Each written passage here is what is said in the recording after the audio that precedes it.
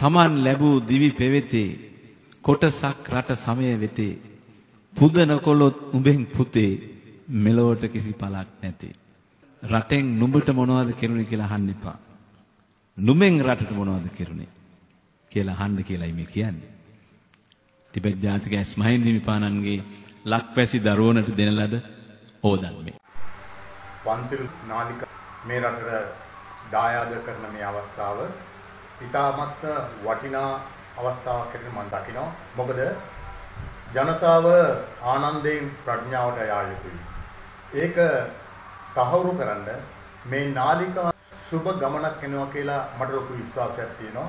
හේතුව මේක ක්‍රියා කරන කටයුතු කරන ඒ ශිල්පීන් ඉතාමත්ම දක්ෂ අය.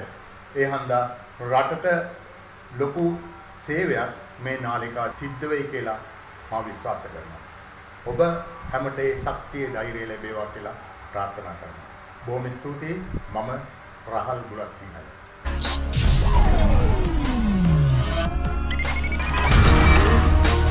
පන්සිලු ටීවී නේත්‍රා වශීකරණය